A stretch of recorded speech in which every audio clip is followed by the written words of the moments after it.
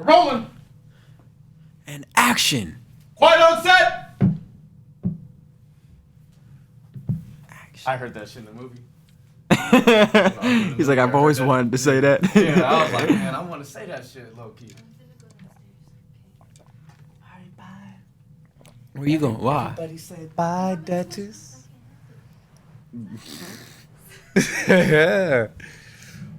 All right. What's up, everybody? Welcome back to this episode of Talk Smack with Mac. I got the Lost Dom in this motherfucker, man. Yes, sir. This Duchess is man. He was like, man, I seen the episode. That shit was fire. I want to hop on that motherfucker too. I said, all right, bro, let's pull up. Shit. Then here we are, man. You done show me some of your fire ass music. Shit was hard. You was out there singing your motherfucking heart out, but the vibe was dope. It was riding like a motherfucker. You know how to ride the beat. You know what I'm saying? So like, I'm interested. I definitely want to check out more of your shit. But yeah, man, I want to start off by talking about your arm, bro. You took the sling off. You know, you got your arm dangling and shit. Let's talk about that arm, boy. The first subject. All right. No, my arm, man. For cliff jumping, man. Scarred me for life, man. Good for you. I jumped off this motherfucking hill. Well, not good for you, but Yeah. good for you that you was cliff jumping. I jump off this motherfucking hill, and I'm cool. I'm supposed to land with my arm straight down, but nah, man. I looked down and I second guessed myself, and Chicken winged it a little bit? Yeah, the ground looked closer to the water. I'm faded, you feel me? So I'm trying to fly forward as if I'm gonna get any farther, you feel me? Yeah. And I just drop with my arm straight out, and like my left arm just pops out. And like I'm screaming, I'm trying to pop it in myself underwater, and like that shit not happening. So her ass picked me up through the whole mountain, and you feel me, drive an hour with my shit popped out in the car. Yeah. And they just popped that shit back in place, gave me some real good drugs. Hey, You feel me? what they hit you with? Some of that Michael Jackson, some of that ketamine shit. Oh shit! Damn, you must have really Nah, fucked your yeah, shit up. I was on 10, yeah, for real. That sucks, bro. How was that like? Describe how far was the walk from where you smacked your shit in the water back to the car? See, that's the worst part. It's like I had to climb up and use both my hands. Oh, because So- she wasn't getting you up. Yeah, it wasn't like A little bit more boxing. Yeah. Shit gets you up there, but it wasn't like she was helping me for surely, but it was like I had to use both my hands to get up that hill. fuck. So you're extending this popped out I was shoulder. using it. It's like I felt like the tearing of shit like while I was using it was like I was not supposed to be using It was like a life or death situation. That Yeah. fight or flight kicked I had in. to And get you was to that like, bro, car. I got to get I the gotta fuck get to up the this car, shit. you feel me? Where the fuck was the jump? Nelson's Landing. It was like a 60, 50 foot drop. Oh my gosh. Yeah, it was That shit sounds familiar. I think I've been there. Where is that? Nelson's Landing. It's like an hour from here. Yeah. It's right by Boulder. Right by Boulder. Yeah, and crazy part is this is the first jump. This is not. Oh, you even like been doing it a few Nah, times? bro. She told me, she's like, you jump. And I was like, all right, no, you do it first. And she was like, just go. You told me you was going to go. And I was like, for sure. Looked at it, for sure. Ran off. Boom. Just jumped and boom. First jump in. like, popped Was it my just shit. y'all two there? Nah, there was hella people there that was watching, and they watched me pop my shit. I was screaming, but it was like they didn't know how to. We were all asking you, anybody know how to pop in the shoulder? Nah. And nobody wanted to help you up that little mountain where you had to climb. There was this little kid that was trying to guide me up there, but it was like Shout out to the little kid, bro. Shout out to the Fuck little all kid. the like the grown ass motherfuckers that could have helped you. That could have carried me. Fuck. No that shit cap. is fucked Yeah, up. but it's like it's. They're like, man, he fucked this shit up. They fucked this shit up. Hope he gets Oh, home well. safe. You feel Shit. me? Yeah, no. He probably had a few bitches out there, and it was like, man, I ain't leaving. Yeah, it's whatever, man. It is what it is. All right, so you get back to the car, then you have an hour to drive. Can she drive good? No, so oh my god. You're about to get in trouble So- after this pod. Can I even say it? Say whatever the fuck you want. All right, man. If I have to edit it, I will. All right, so best. So we're like, so it says 45 minutes. You feel me? I get in the whip and I look at her and I'm like, how long is it? I don't know how long is it yet. And she's like, 30 minutes. And I was like, don't fucking lie to me. Like I'm screaming. I'm not this calm, you know. I'm like, don't fucking lie to me, you know. You feel me? I'm screaming and she's like, Every little bump just felt like she's the worst. 45 pain. minutes, and mind you, the way up back to the main street, it's like off Bumpy. road. It's off road. Oh, so you're just like fucking just bumping your shit. And it's like bouncing, and my shit is out of place, so it's like grinding on my bone, and I'm feeling it. So it's like, so I'm screaming, stop the car. She's like, I can't stop you. We gotta go. You feel me? And I'm like, fuck it, okay. And she's going. She's going like she's going like 180 on the highway. Like we get there in like 29 minutes, like 28 minutes, 27 minutes. You feel me? And like props to her. Like that's everything. Your little engine was running hard as fuck. She got there quick for me. Yeah. And then we just got there, and I was screaming at all the. They was trying to have me wait there for 15 minutes. I'm like, my shit is out of place. Like I'm screaming. I'm like, fuck you need. I gave you my social security card. I gave you the insurance. Yeah, like, what do you need? Give me pop back my shit back there. You feel me? Because I'm sure, like, as soon as they popped it back in, was it like a immediate so pain like relief? they put me to sleep. They put me to sleep for like, I don't know how long I was out. But they put me to sleep, and she was saying that they kept giving me more because I guess I was not falling asleep. Like, Yeah. I smoke a lot of weed, you feel me? So Yeah. it's like, You got to use that shit. I was smoking a lot. I smoke a lot, so they were like, they were like, we're never seen this. Like he has a lot, and she was like, just put him to sleep, whatever he needs, you know. Yeah. And so I knocked out, and like I remember just waking up, and like I was like, what happened? Like I don't even remember going to sleep. Did you have surgery or anything? Nah, I guess she told me that he just rotated my arm, and it like perfectly went back in place. Nice. Yeah, and I woke up, and I remember like looking around. I was like, what happened? Like my arm still hurts, and I looked down, and I'm in the sling. Yeah. I was like, oh shit. I was like, who the fuck put this on me? And I'm faded, mind you. Like so, like I'm very high. Like so, I'm looking at her. I'm like, what kind of shit is this? I'm looking at the doctors. I was like, where can I get this shit at? like I need this in my blunt, like shit like that. Oh, shit. I was joking. I was on some hot shit, like, but it was funny. Yeah, it helped though. Like, props to the doctors as well. Like, it helped. So what was the actual diagnosis of your shoulder? A very severe, like a Dislocation? very severe dislocation, and they said I tore my tendons that were around my shoulder because of how long okay. I kept it out. Yeah. Damn, bro. And this was how long? Like a week ago, 6 days ago. Nah, hell no, bro. You was here 7 days ago to box. And it happened like 2 days before that. Yeah, so it just happened. Yeah, And you so it pulled just up happened. like this is. I pulled up like 2 days or a day after that happened. That shit happened.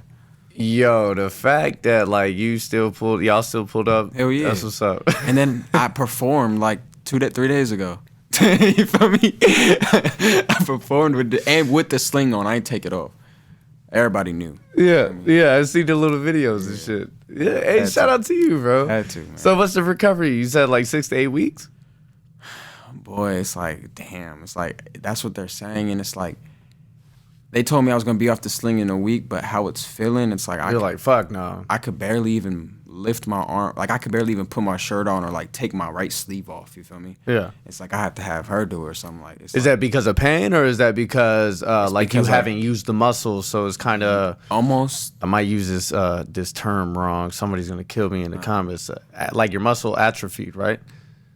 But from sitting Almost in like in a as week- if I don't know how to use it, and almost if it feels like if I use it, it's like not in the right position. Like So you're not. Is it a psychological thing? Like you're like, man, no, because I it don't want to hurts. trust it. It hurts if I move it a weird. It's like a weird way. If I move it, my muscle will like spasm and like hold in a different Oh, place. shit. Yeah, it's weird. It's like I tore it. Like I'm gonna hit up my homie Mike and I'm gonna yeah, ask him. for surely, please. Yeah, that shit is wild, bro. Yeah, it's weird. Yeah, It look cool now, but it's not moving. You feel me? Yeah, no, you got it set up so perfectly so you could look cool as fuck on camera. That's why you wore the hoodie, huh? You was like, man, I'm gonna help shield let me this put the hoodie on motherfucker. real quick. Ain't nobody gonna know. Yeah.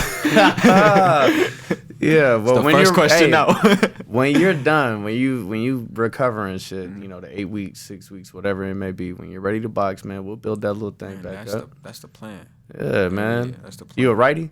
Huh? You a right-handed? Right-handed, yeah, for sure. So you fucked up your left. yeah, but see, Yeah, that's that jab hand, bro. We're gonna build that shit up quick. The problem is I was born with my left hand. Like I was born left hand almost. Like I was always using shit with my left hand, and my grandma was like, Use your right. "Nah, fuck that, yeah, Yeah. nah, fuck that." She every So you time might be ambidextrous. I All right, am. man. Yeah. We'll try out both ways. Cold, we'll see. yeah. We'll see. you know, how you're feeling, what's comfortable and shit. But I mean, yeah, man, that shit'd be dope. Both of you all can pull up, we can do our thing like we did today, hell like we yeah. did last week. Both in the gloves. Yeah, man, I'm gonna get y'all saucy. She getting cold though. Hey, bro, she ain't. Had me like, oh, okay. Yeah. Man, I'm gonna get you there too. Hell yeah. Yeah, man. Hey, all the homies of y'all that want to pull up, hit me up in the DMs on IG, man. I'll get y'all going. Hell yeah. Boxing. Hell yeah. I'm all right. You know, ask about me. I'm all right. Man, But we see yeah, gloves man. hanging up on the wall. Shit's on. I'm all right. Got golden gloves on his Nah, neck. nothing, no golden gloves. I never did nothing like that. I'm just an enthusiast, you know. Oh, me. You know, I got a lot of love for boxing. More so, actually doing it these days Right. versus boxing. I'm more of an MMA watcher now. Okay. But boxing is like my heart and soul, bro. Hell Like, yeah. boxing gave me that foundation when I was a teenager to get me through, you know, the teenage life. Right. You know? Get you through discipline. Yeah, staying focused. I was still a badass kid, made a lot of bad decisions, but boxing kept me grounded. I could have been a lot worse. Exactly. You know, instead of boxing 3 hours a day, 5-6 days a week, I could have been out doing something. Doing some stupid shit. Yeah, which could have been video games. It could have been selling drugs. And, you know, it's like I was either One way. of them. Yeah. Yeah, but yes, Hell yeah. I love boxing, man. And I'm excited to get you going with that Hell shit. yeah, that's gonna be fun. But let's hear about your music, bro. How'd you get started with music? Man. We got time, camera. We got time check. I was young. My dad was producing, engineering for Boyz II Men. He was performing with them. You know, he was just on tour. You feel me? He was on tour all the time. So I was in studios and baby seats. You feel me? Like just sitting there, like not even one yet. Yeah. You know, just sitting there blasting music and I'm sleeping. Mm-hmm. So it's like from 1 to 6, I was sleeping in studios, and it got to a point where my mom and dad divorced, and I moved to Egypt for a year and lived in Egypt because my dad's born and raised. That's fucking dope. Yeah. So Where are you from? Me? I'm from Huntington Beach. I was born in OC. Okay. And then moved to Egypt, and then moved to Atlanta, and then came back to Vegas. Nice. You're in Egypt for a year. How was that? That shit was nuts. It's not like the movies, not no dust. It's regular cities, you feel me? But it's like, it's just the culturized is different. Everybody's very loving, everybody's family there. Anybody you meet, like don't matter if it's a stranger, somebody on the street. It's like a homeless person come to you and they'll give you their last, you know? Mm-hmm. So it's like, It was cool. It's the opposite than Very opposite of American. Yeah, very opposite. That's nice, man. To get a year of that, like to indulge yourself. Even a year's not too long, but it's still long enough to grow those customs and courtesies and all that good shit. Yeah, it gave me that knowledge of like being respectful to anybody you meet, no matter who it is, and then just learning from that. Like if you have to change your ways from that, you feel me? But it's like, yeah, living in Egypt was crazy, and then I came back when I was like 9 or 10. And, To Atlanta. No, I came back to Vegas. Okay. Actually, I came back to Cali right when I came back from Egypt, and then I went to Atlanta, then Vegas. How long were you in Atlanta for? About, a couple months. It wasn't too long. I was bad. Yeah. especially in Atlanta, it was like it gave me that opportunity to be worse. Yeah. So it was like Egypt didn't do too much shit. I can't even speak on the shit that happened there, but yeah. So I came back, and then right as I came back to Vegas, I moved to my grandparents' house, and my first gift from them was a computer, a little LG laptop, and Nice. it had this beat maker, little production thing on the computer, and I started running it at like 11 years old, 10 years old, and I was making beats by myself, showing my grandparents, and they were liking it, showing my homies, showing my friends, they were liking it, and then I started picking up a mic, like I put my headphones in, connected it to the computer, started recording, figured out I could rap, and I was like, okay, I could rap a little. And then I started like hearing motherfuckers sing. I was like, hold on, let me try this. And that shit was already pretty much in your blood. Yeah, it's like you were primed, ready to go. My dad was singing, my mom was singing, my mom was traveling the world, my dad was traveling the world. So it was like, once I started singing, that's when I fell in love with that shit. That's when I felt like it's almost like I connected to everything I sang about. Like rapping is cool. You could just lay some words out on a piece of paper and then spit that shit. Mm-hmm. But when it comes to singing, it's like you gotta pour something out more than as if you're just saying it. Yeah. It's not gonna come out the way you want it to come out. You feel me? Yeah, you gotta give your all. Your all. Yeah. To sing something from your soul. It's from your heart and your soul. Yeah. It's something that you honestly have to like feel within to honestly love, or to even sing. You can't make a motherfucker sing. Mm-hmm. Like you can't say, yeah, you're gonna be a singer tomorrow. Nah. You have to be in love with that shit. You have to be able to do that shit every single day. Wake up and be like, you know what? Let's write a song. Mm-hmm. You feel me? And that's how I was. That's how I was. And it's like I think I was like they drugged me with it basically as a kid. It had me in there every day. So yeah, I'm stuck. That's dope, bro. Yeah. That's dope. Music is such a beautiful thing. You know, everything in life has music. Right. Everything.